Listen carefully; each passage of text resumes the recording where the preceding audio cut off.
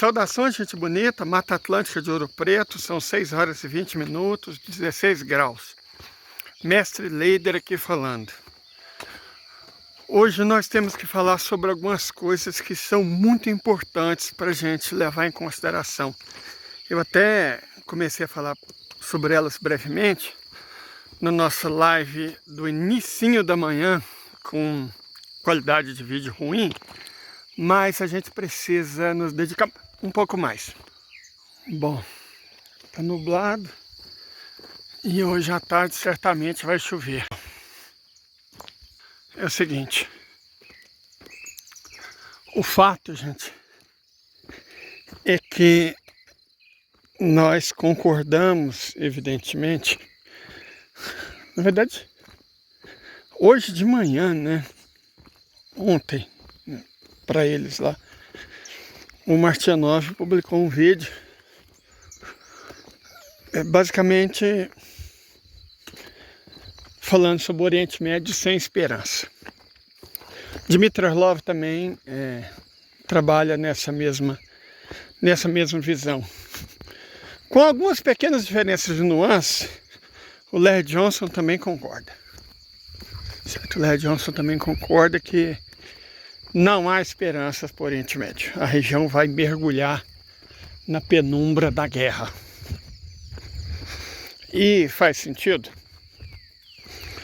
porque se o Ocidente conseguiu forçar a Federação Russa à guerra, não vai ser o Irã que vai conseguir escapar. Se eles vão vencer, outra coisa, não vão. Não conseguem. Não estão conseguindo, né? Não conseguiram vencer a Rússia. E não conseguirão vencer o Irã. Mas isso é outra questão. De verdade, isso é outra questão. Certo? Essa é outra questão. Não é o foco, por incrível que pareça. O foco não é vencer a guerra. O foco é fazer a guerra. Porque a guerra, cara, eu amo Araucária, vocês sabem disso, né? A guerra virou um modo de vida do Ocidente já faz anos. Certo? Os Estados Unidos vivem na guerra. Desde a fundação do país, 1783, que em 1776 eles declararam a independência. De declarar para conseguir tem uma diferença enorme, né? Declaração não tem peso.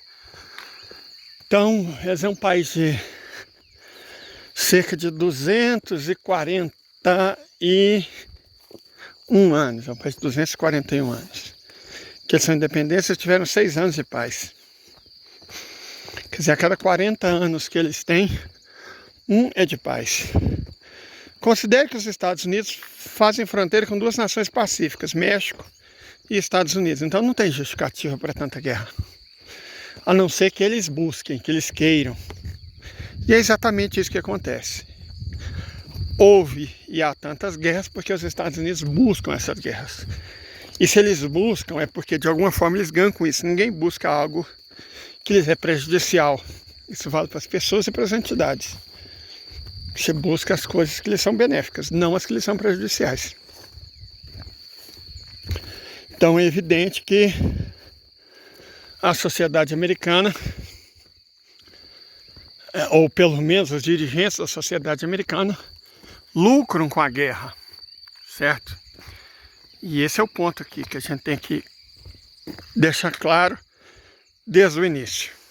Deixa eu só atravessar a porteira e a gente continua. Agora que a gente entendeu como os Estados Unidos funcionam, vamos tentar compreender a Federação e o Oriente Médio. Os russos, veja, está praticamente no DNA histórico deles. No século XIII, sob o governo de Santo Alexander Nevsky,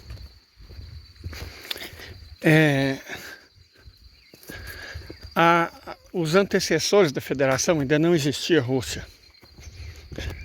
Os antecessores da civilização russa tiveram que fazer uma escolha muito difícil. Por conta do grande cisma do Oriente, né, em 1054, as igrejas cristãs orientais romperam com a igreja de Roma.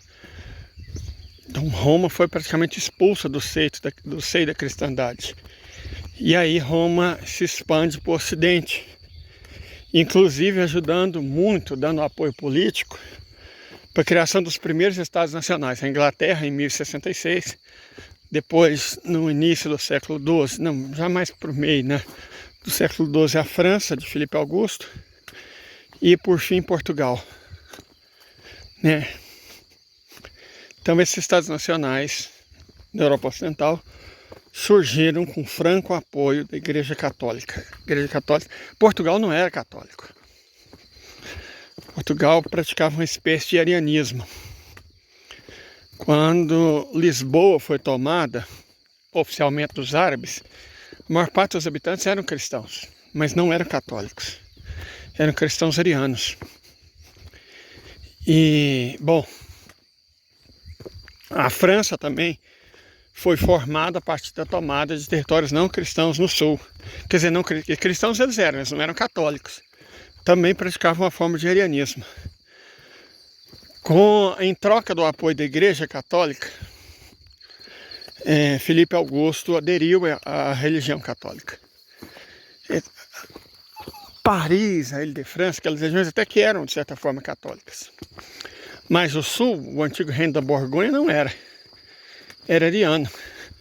É por isso que essas seitas consideradas heréticas, como os albigenses, prosperaram tanto no sul da França, porque a região não era católica, por ali era cristã e havia muitos séculos, mas de fato não era católica. Então, em troca do apoio da igreja e da unificação, na verdade conquista, né, da Borgonha, Filipe Augusto se torna rei da França. E a França passa a incluir a Borgonha. No mesmo sentido, em troca do apoio da igreja, Guilherme o Bastardo se torna rei da Inglaterra e leva o catolicismo para a Inglaterra. Então veja, o catolicismo se expandiu pela Europa Ocidental junto com os estados nacionais, por ordem Inglaterra, França e Portugal. E depois esse processo continua. Mas de toda forma, nós estamos falando desses estados nacionais, os três primeiros, o último deles foi Portugal. Né? Acho que foi Dom Diniz, né, o primeiro rei. De toda forma, não Dom Diniz o navegador, outro Dom Diniz. De toda forma, a Igreja Católica, para estender a sua influência, depois de ter sido expulsa do leste, resolveu recorrer a duas coisas. As cruzadas.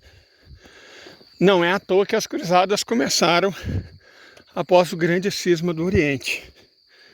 A igreja queria recuperar poder e influência, perdido depois do cisma, e lutar contra as igrejas do Oriente. A desculpa foi a retomada de Jerusalém. Mas, assim como a questão da escravidão foi só uma desculpa para a formação dos Estados Unidos, o que estava em jogo eram monopólios comerciais, a tomada de Jerusalém foi só uma desculpa para a Igreja Católica. Certo? Foi só uma desculpa. Ela queria poder e influência. Mas, enfim, ela entendeu que uma boa maneira de fazer isso era a criação de estados nacionais. E aí surge a questão da Rússia. Por um lado, a Rússia era ortodoxa, desde antes do ano 1000, né? Os russos haviam se convertido ao cristianismo. Não cristianismo ariano, igual sul da França e Portugal. Não, é o cristianismo ortodoxo. Certo? Cristianismo ortodoxo. E a República de Kiev, a segunda grande república russa, a Rússia na verdade surgiu não em Kiev, mas em Velik Novgorod. A República de Kiev, depois de passar uns 300 anos, enfrentava uma profunda decadência, profunda mesmo. E o eixo do poder da Rússia voltou para Novgorod, certo? Voltou para a República de Novgorod. Foi nesse contexto que foi criada Moscóvia, como um principado besta, como outro qualquer, certo? assim como Vladimir e tudo mais, são um principado sem muita importância. Mas os mongóis, nessa mesma época, pouco depois eles teriam conquistado Bagdá e tal, os mongóis estavam avançando na direção da Europa e indo na direção da Rússia. Do outro lado, os católicos estavam travando a Guerra Santa para recuperar poder, e isso era feito a partir da conversão de bárbaros, né, como os vikings, e da criação de estados nacionais, o que atraía os líderes bárbaros, né? Se converte e se torna rei. E aí, duas propostas do início para meados do século XIII chegaram a Santo Alexander Nevsky. Mantenha a independência política, mas se submeta à Igreja Católica. Essa foi a proposta dos cavaleiros teutônicos, os alemães. A outra proposta era do Khan. Nos pague tributo, manter a autonomia, mas perca a independência política, mas mantenha toda a sua cultura. Então você tinha a proposta dos cavaleiros teutônicos, que em última instância era a proposta do Papa, e a proposta do Khan. Na proposta do Papa, eles manteriam a independência política e até teriam fortificado, mas perderiam a autonomia, inclusive religiosa. Teriam que se converter todos ao catolicismo latino. Na proposta do Khan, eles perderiam a independência política, embora mantivessem a autonomia, teriam que pagar tributos, mas manteriam a cultura, inclusive a religião ortodoxa. Santo Alexander Nevsky reflete e não hesita. Manda emissários ao Khan, dizendo que aceita a submissão, mas que quer o apoio dele para lutar contra os cavaleiros teutônicos. Essa foi a primeira guerra entre russos e alemães, no século XIII, há quase 800 anos atrás. Primeiro conflito entre europeus e russos, né? Essa é a origem antiga da coisa. Então os russos prezam pela autonomia, pela independência da cultura, da religião. Mais ainda outro evento, e quem fala isso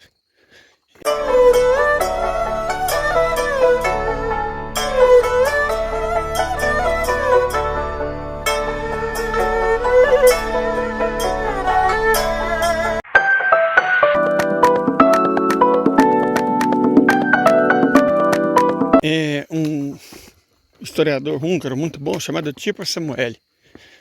Tibor Samueli escreveu um livro chamado A Tradição Russa. Eu nunca vi ele em português, a versão que eu tenho é em francês. Mas eu sei que ele publicou em outras línguas. Chama Tradição Russa, Tibor Samueli. É a bibliografia. Os russos pagaram tributo ao Khan por cerca de 300 anos. Né? E nesses 300 anos eles foram governados pelos Ruríkidas. Porque Rurik, um varango, que hoje em dia seria modernamente um sueco, um viking sueco, do Báltico Oriental, fundou Novgorod e se estabeleceu como o primeiro rei dos russos. Então a dinastia dele perdurou até o último, que foi exatamente Ivan IV, cognominado Terrível. Ivan IV foi ele cometeu algumas coisas, né? Tipo, não se faz omelete sem quebrar ovos. Mas ele é adorado pelos russos, porque ele libertou o país do jugo dos tártaros, da Horda Dourada. Não só ele libertou os russos do jugo tártaro-mongol, como não satisfeitos, conquistou a Tartária. Ele transformou o Principado de Moscóvia, que era uma coisinha mais ou menos do tamanho de Sergipe, num país de 3,5 milhões de quilômetros quadrados, no tamanho da Índia. E na verdade ele chegou a avançar para além dos Urais, né? Todas as terras entre o Báltico e o Negro, entre os tributários da margem esquerda do Volga e os Urais passaram a ser dominados pelos russos. E não satisfeito, como eu disse, ele conquista a Tartária, ele conquista Kazan. Transforma Kazan na cidade russa. E aí, nessa tradição russa, Tibor Samuel explica duas coisas fundamentais sobre o país.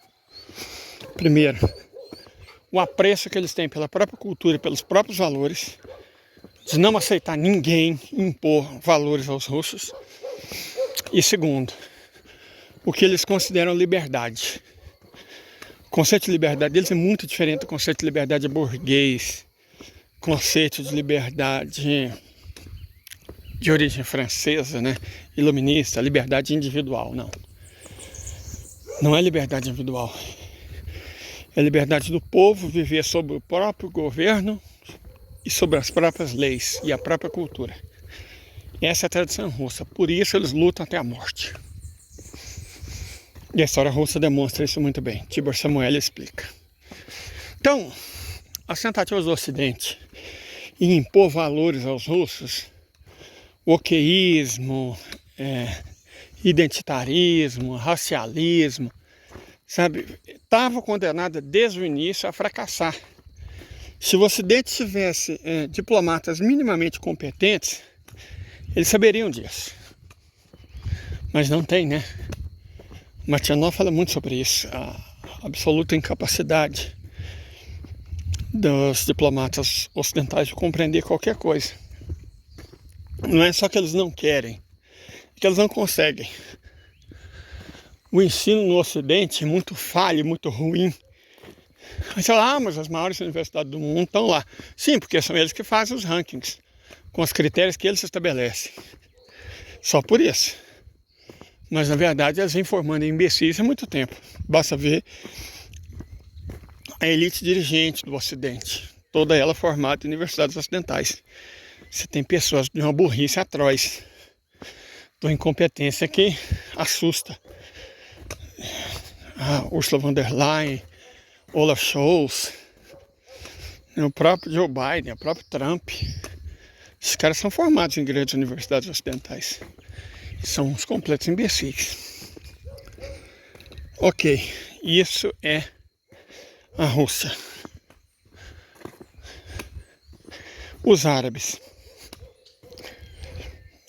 Os árabes, desde o seu início, eles não formam um grupo monolítico.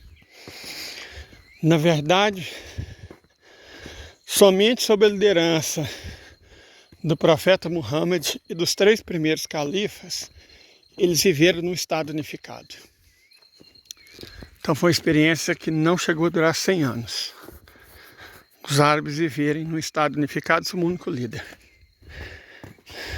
Né? Então, cessada a experiência dos califados, os árabes voltam a viver cada um em torno dos seus clãs, das suas tribos, divididos em líderes regionais menores. Por isso que eles até perderam a liderança do Islã. Primeiro para os persas, depois incrivelmente para os mongóis e para os turcos, né? A Turquia chegou a controlar por séculos Meca. Pra vocês verem como é que são as coisas. Os árabes, eles sequer falam o mesmo idioma. Não existe idioma árabe. Quer dizer, tem um árabe clássico, né? Que é a língua falada pelo profeta Muhammad e na qual o Alcorão é escrito. Mas o árabe clássico deixou de ser falado há muitos séculos. Ele funciona como uma espécie de latim. Todas as nações árabes, inclusive nações que nem são árabes, mas são muçulmanas, conhecem o árabe clássico. Usam liturgicamente, né? E na imprensa, em livros técnicos, científicos e tal. Mas no dia a dia, ninguém usa árabe clássico. O árabe moderno é um contínuo de dialetos cujos vizinhos são inteligíveis, mas os pontos equidistantes não são. Como assim? E existe um árabe falado no Saara Ocidental e na Mauritânia, que pode ser compreendido pelo árabe falado no Maghreb, Argélia, Tunísia e Marrocos. Mas nenhum desses dois árabes pode ser compreendido pelas versões do idioma falado bem mais a leste, como o árabe do Iêmen, o árabe de Omã, o árabe do Golfo e o árabe da Mesopotâmia. Esses 4 árabes se compreendem, em graus de dificuldade variáveis, mas se compreendem. Mas essas 4 variantes do idioma árabe não compreendem o árabe do Sahel, o árabe da Mauritânia do Saara Ocidental e o árabe do Maghreb. Entenderam a lógica? Então não existe um árabe falado padrão. Embora a variante egípcia seja de mais prestígio, que faz todo sentido, porque além do Egito tem uma história, né? Sobre o mundo árabe, Alexandria, Cairo, grandes governantes, Saladino e tal.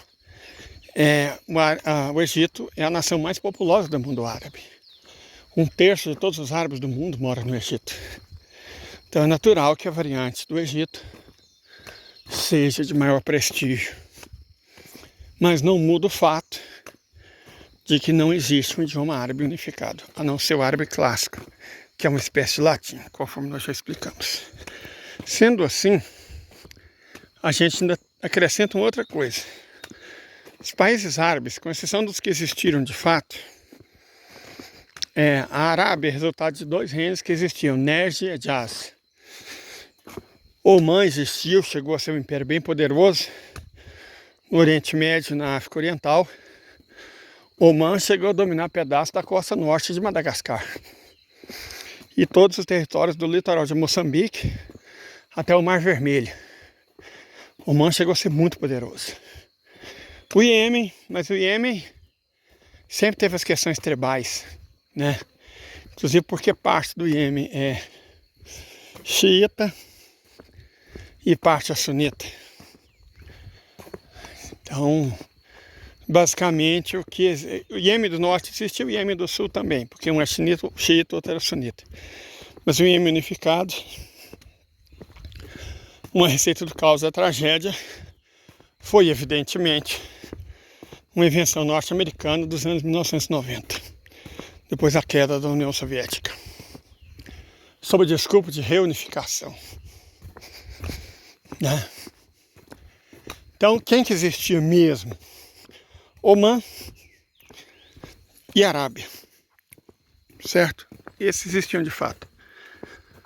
E a própria Arábia foi criada depois de muito conflito, conseguiram a independência do Império Otomano, sob os nomes dos reinos de Najd, e Hejaz, e depois foi unificada sob o controle da família Saúde.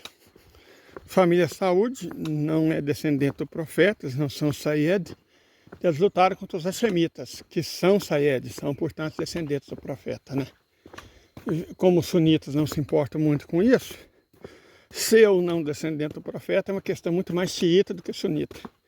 Então acaba que sobre o patrocínio dos ulemás salafitas, a família Saúde toma Meca e acaba unificando a Arábia, tornando-a independente da Turquia. De toda forma, o fato de que, com exceção dos primeiros séculos, os árabes nunca viveram num território unificado permanece. Certo? Então você fala assim, os sírios não lutaram, por que eles lutariam? Aí vem a segunda coisa que a gente tem que discutir. Todas as fronteiras de países árabes, com exceção de Arábia Saudita e Omã, foram traçados por potências europeias. E muitos dos países foram inventados. A Síria foi um país inventado. Embora a Síria geográfica, país no sentido francês, PAYS, exista há 3.000 anos, a Síria nação foi inventada pela França a partir de alguns vilayetes, que é o nome de província, né, do Império Otomano. Juntaram o vilayete de Damasco, o vilayete de Alepo, vilayete de Homs, vilayete de Latáquia, o vilayete do Alto Eufrates, e criaram um país chamado Síria. Assim como também os franceses juntaram os vilayetes de Tiro e Beirute e criaram um país chamado Líbano.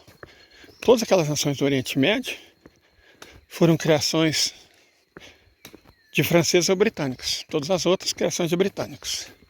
Mesmo os que não são criação de britânico, Oman chegou a estar sob jugo britânico, portanto teve as suas fronteiras traçadas pelo Império, mas a Arábia Saudita, que nunca foi dominada por nenhum país europeu, ela, querendo ou não, teve as suas fronteiras determinadas a partir de acordos com potências ocidentais. Aquelas fronteiras são, sem exceção, todas artificiais. E os países também são, com exceção de Oman e Arábia Saudita, todos artificiais. Até alguns chega a ser, sabe, o Jordânia. Como assim Jordânia? Jordânia foi um prêmio de consolação dado pelos britânicos aos hachemitas. Por eles terem perdido a guerra, os britânicos tomaram partido dos hachemitas, mas a família Saúde venceu, né? Então, como prêmio de consolação, os hachemitas ganharam um presente só para eles, a Jordânia. É um estado tão artificial quanto Israel. Foi um prêmio dado a terroristas askenazes de origem europeia para manter o Oriente Médio em chamas e impedir a qualquer meio uma conexão terrestre entre a Eurásia e a África. Esse é o papel que Israel desempenha desde a criação. Não é nem um lacaio, é um jagunço do Ocidente. De toda forma, o que interessa aqui são os árabes. Por que os árabes não lutaram? Por que eles lutariam? Pelos países que os franceses inventaram para eles? Pelos países que os britânicos inventaram para eles? Gente, por favor, né? Vamos tratar a coisa com um pouco mais de seriedade. Bom, de toda forma, desses agentes que nós estamos falando, que a gente precisa compreender, antes de fazer qualquer análise mais profunda, faltam os Estados Unidos. Estados Unidos é um caso interessante. Os britânicos queriam colônias no novo continente que eles tinham acabado de descobrir, né? Se instalaram na costa leste, mais ou menos entre a Geórgia e New Hampshire, Vermont. O Maine originalmente não pertencia aos Estados Unidos. Então lá tem a Nova Inglaterra, né? Chegou a existir a Nova Suécia, Baltimore. Chegou a existir a Nova Holanda, Nova Amsterdã, atual Nova York. Mas os britânicos expulsaram os suecos, expulsaram os holandeses e criaram a Nova Inglaterra. E as 13 colônias, que tinham bastante autonomia uma em relação à outra e bastante autonomia em relação à coroa. Por exemplo, a colônia da Pensilvânia foi uma espécie de grande feudo dado a um cara chamado William Penn, que era um quaker, né? Tinha uma visão progressista para aquela época. Nova York foi dada a comerciantes britânicos, comerciantes de pele principalmente. E as colônias mais ao sul foram dadas a pessoas interessadas em produzir bens para o comércio ultramarítimo, principalmente tabaco e posteriormente algodão. Certo? Foi assim que surgiram as colônias. Como elas se tornaram unificadas? Havia um problema com tributos e contrabando. Então, os sonegadores e contrabandistas do norte se uniram na cidade de Filadélfia, capital da Pensilvânia, e também que foi a primeira capital dos Estados Unidos, e chegaram à conclusão que eles precisavam da independência. Basicamente para não pagar tributos aos britânicos, né? Eles queriam a liberdade de sonegar, e basicamente para realizar o livre comércio, que eles abandonariam 80 anos depois para fazer guerra civil. De toda forma, essas ideologias de sonegadores e contrabandistas foram camufladas habilmente por exemplo, Benjamin Franklin e os primeiros presidentes dos Estados Unidos, os pais fundadores, sob o nome de patriotismo, defesa da liberdade, né? Todos somos iguais perante a lei, somos dotados pelo Criador de certos direitos inalienáveis. Só que esses todos excluíam os negros e excluíam os donos da terra, né? Que eram os indígenas. Então todos nós, homens brancos, de origem europeia, preferencialmente anglo-saxã, fecha parênteses, somos dotados de certos direitos, blá blá blá. Certo? E aí, bom, sob essa ideologia e também sobre a ideologia do destino manifesto, né, que é um destino dado por Deus, de blá blá blá blá blá blá, eles criam esse país disfuncional chamado Estados Unidos da América. Cerca de 80 anos depois da criação, né, da independência, a independência foi em 1783, a gente não deve considerar a declaração como parte da independência, eles lutaram entre si, sul contra norte. É um povo que sempre foi racista e excluiu os negros. Então acreditar na conversa oficial, oficiosa, que é divulgada nos livros de história, nas revistas, nos filmes, num aparato ideológico, é um equívoco. Gente, ontem eu não sei se vocês viram minha live mostrando uns 10 ou 12 jipes que aparentemente estavam fazendo trilha à noite, debaixo de chuva. Lembra que eu falei que ia ser um estrago na estrada? É exatamente isso, olha só, tanto que ela está derrubada. Bom, mas voltando ao caso. Eles sempre foi um povo que odiou negros, que nunca considerou. O próprio Lincoln admitia que não considerava os negros como iguais aos brancos. Então por que eles lutaram? Porque não foi pelos negros. Foi porque o norte desenvolveu uma importante manufatura, usando o carvão dos Apalaches e o ferro que eles encontraram na região dos Grandes Lagos. O norte fez sua própria revolução industrial e queria ampliar seus mercados. Isso era dificultado porque a parte mais rica, o sul, preferia importar da Inglaterra, que vendiam produtos melhores e mais baratos. Então, para impedir a Inglaterra de continuar vendendo para os Estados Unidos, para impedir o sul de continuar comprando produtos industriais da Inglaterra ao invés de comprar do norte, eles usaram a escravidão como desculpa e iniciaram a guerra de subjugação.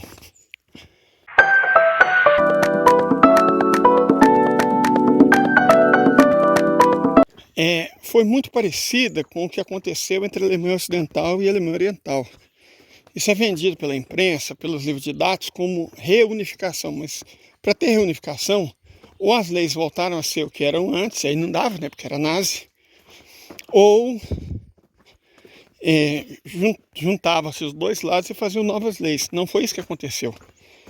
As leis, até o campeonato de futebol, passaram a ser os da Alemanha Ocidental. Então não houve reunificação, houve anexação da Alemanha Oriental por parte da Alemanha Ocidental. Da mesma forma, a Guerra Civil Americana subjugou o sul do país ao norte. O país não foi reunificado sob Lincoln. O sul foi dominado sob Lincoln. Como Lincoln percebeu isso, e no segundo mandato ele prometeu restabelecer o equilíbrio, por isso ele perdeu a vida. Ele perdeu a vida por causa disso. Não foi porque alguém estava nervoso, porque os escravos foram libertados. Na verdade, o que deixou eles nervosos foi o fato de que os nortistas, quando libertaram os escravos, deram duas opções que os fazendeiros brasileiros jamais pensaram em dar. Primeiro, o direito de voltar para a África. Nesse sentido, foi fundada na África uma nação chamada Libéria. Certo?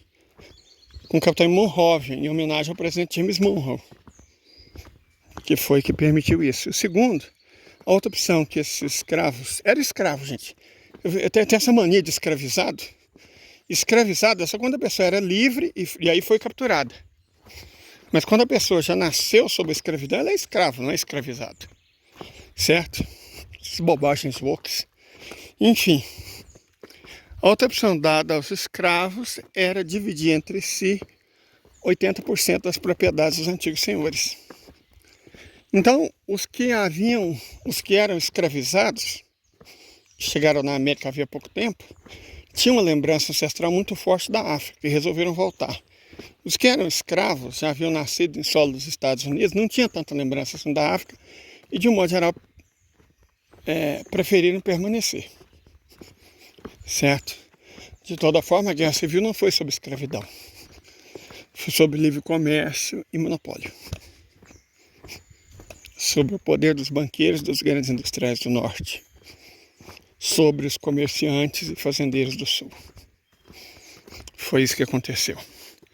Os Estados Unidos, desde o início, são expansionistas à custa de terras alheias. Veja, um dos motivos que levaram os contrabandistas, traficantes e sonegadores americanos a declarar a independência foi o fato que a Inglaterra simplesmente proibiu que a colonização se estendesse além do sul da linha Mason-Dixon e da cumieira ocidental dos Montes Apalaches ao sul da linha Mason-Dixon.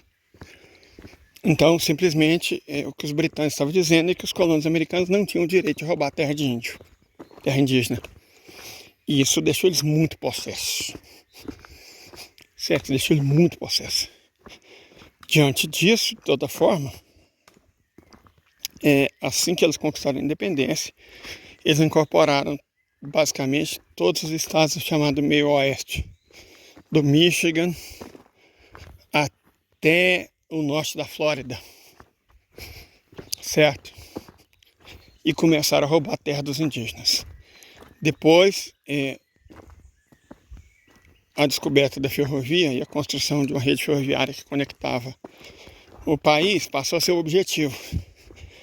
Não dava para atravessar as grandes planícies antes da invenção da ferrovia, gente. Sinceramente, não dava. As grandes planícies têm cerca de 4,5 milhões de quilômetros quadrados. Era uma região muito pouco povoada, onde ficava uma nação chamada Confederação Iroquois. E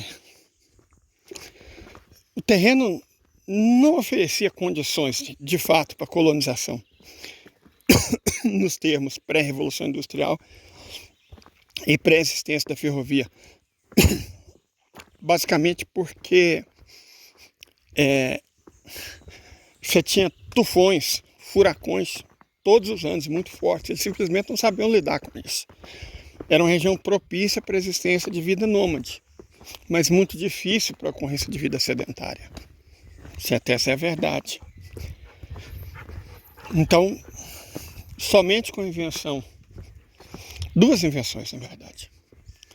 A ferrovia, né?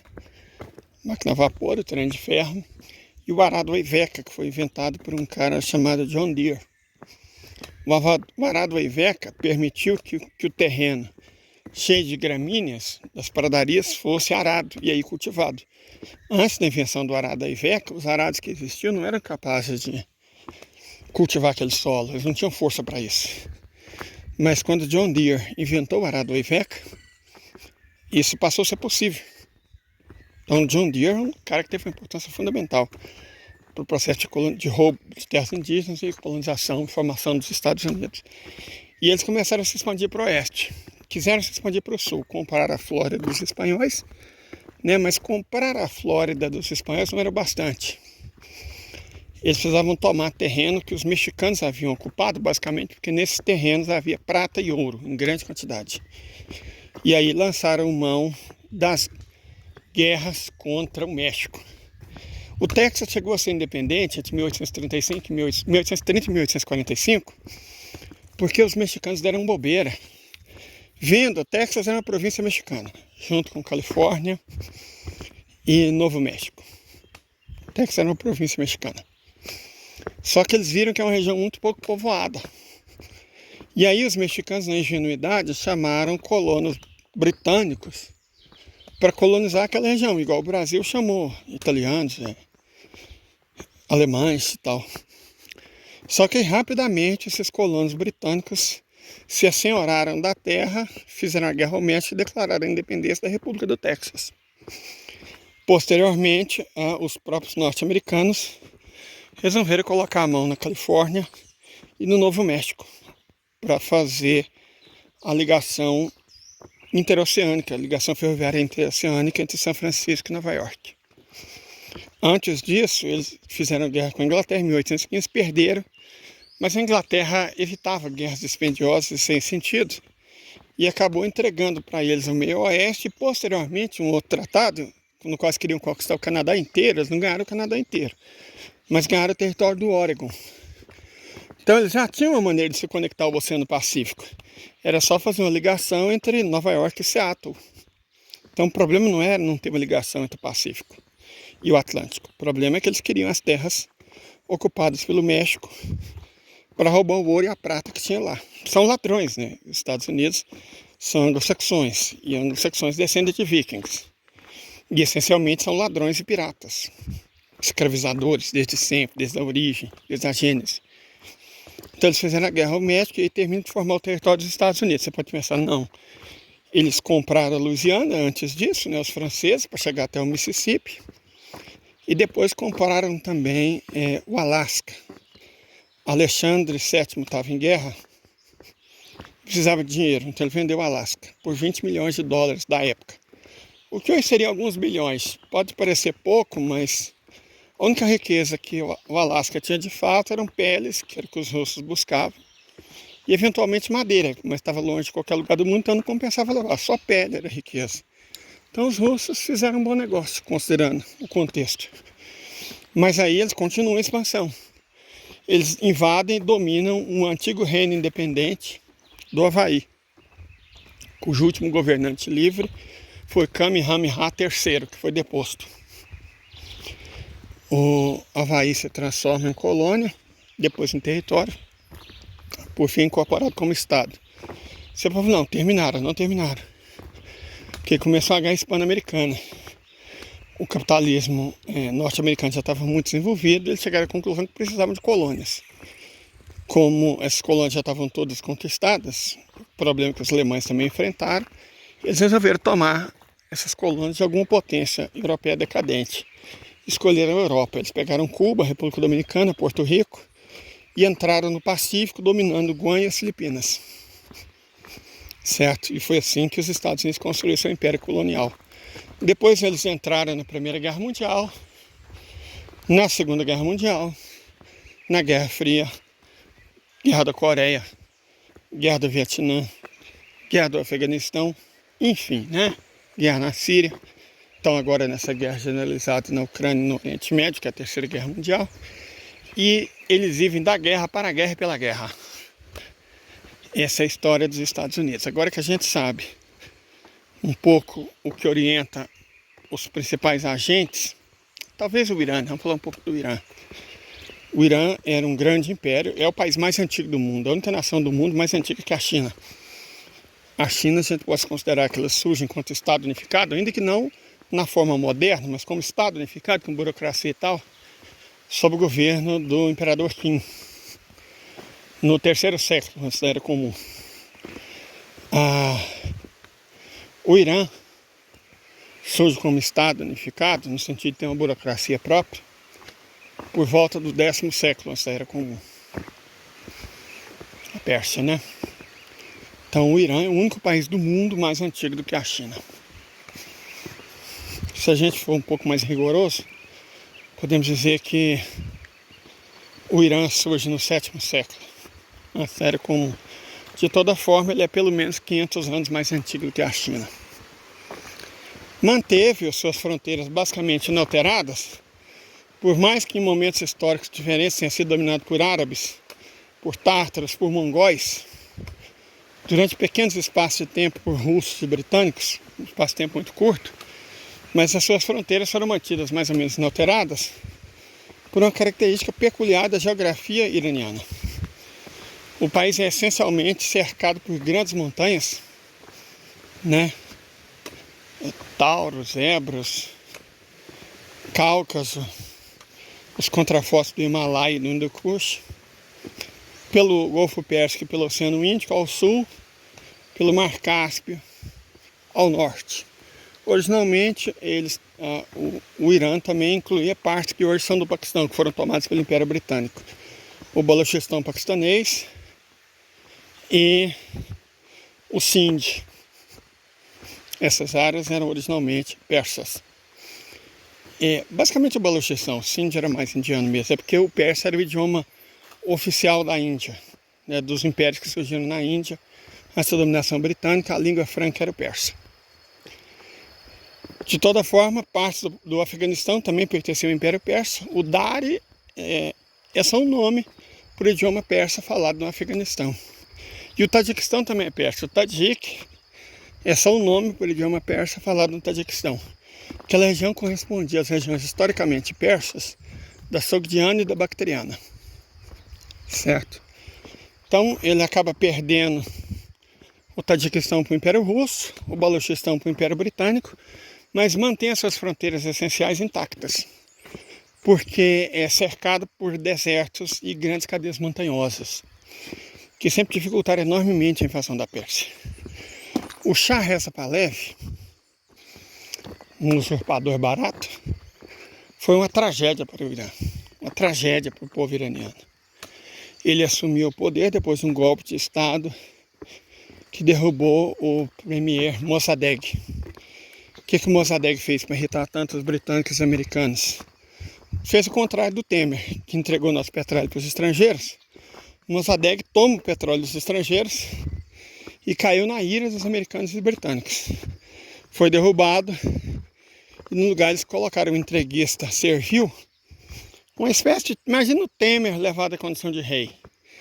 Esse era o Reza Pahlavi. Certo? Uma mistura de Temer, Bolsonaro e Fernando Henrique Cardoso, que governou o Irã na sua pior fase. Então sabe aquelas fotos que vocês veem de moça com mini saia em Teherã em 1979 ou em Cabul em 1979? Aquilo, gente, só era válido para as filhas ricas da alta burguesia da capital. As mulheres iranianas, de um modo geral, viviam na miséria extrema, na pobreza, eram violadas, assassinadas pela polícia secreta do Shah. As mulheres tinham uma existência miserável. Contra esse estado de degradação dos persas, e principalmente porque os persas sempre foram muito religiosos. A religiosidade não foi uma coisa imposta pelos ayatollahs. A religiosidade islâmica xiita sempre foi muito importante para os persas, isso desde o século VII. Certo? E evidentemente, um governo pró-ocidental, um governo liberal, é profundamente anticlericalista, né? Sob a desculpa de laicidade, na verdade eles são anticlericalistas e religiosos. E começaram a impor essas ideologias ocidentais e religiosas e anticlericalistas aos persas, que se revoltam e sob a liderança do Ayatollah Ruhollah Khomeini se libertam com a Revolução Iraniana em 1979. Desde então, o Irã volta a valorizar a cultura, língua, religião. O Irã não é uma teocracia, como muita gente... Israel é uma teocracia. Porque em Israel, se você não for judeu, você tem duas opções, que nem são te dadas, são escolhidas pelos próprios israelenses. Ou você é um cidadão de segunda classe, ou você sequer é cidadão. No Irã não funciona assim. Há minorias católicas armênias, há minorias zoroastristas e minorias judaicas, que têm seu direito respeitado de tal forma que eles têm até direito de eleger membros do parlamento, o Majlis. Então o Irã de modo algum é teocracia.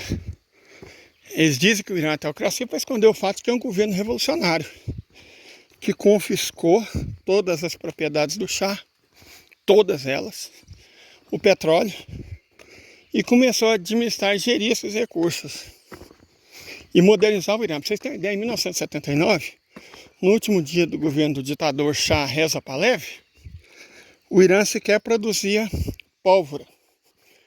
E hoje o Irã monta mísseis hipersônicos táticos.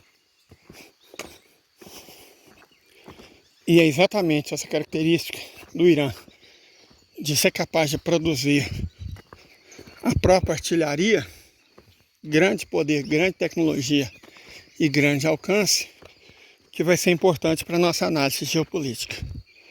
Nesse vídeo a gente está preocupado principalmente em explicar para vocês as características históricas das ideologias e civilizações que estão em luta no Oriente Médio e no mundo.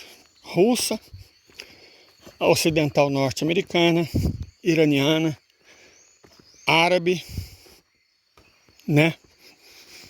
A gente precisa compreender, porque senão a gente vai falar muita merda e dizer coisa que não tem nada a ver. Nós não queremos que vocês que me assistem sejam estupidificados como aqueles que assistem e acreditam naquele canal humorístico chamado Hoje no Mundo Militar, ou naqueles propagandistas como o Teacher Rock, né? Não queremos que vocês passem vergonha na internet. Então é isso. Terminamos esse primeiro vídeo, que foi mais um levantamento histórico. Deixa eu só recuperar meu fôlego e logo adiante nós vamos falar sobre o futuro, agora que nós conhecemos mais ou menos o passado. Até mais.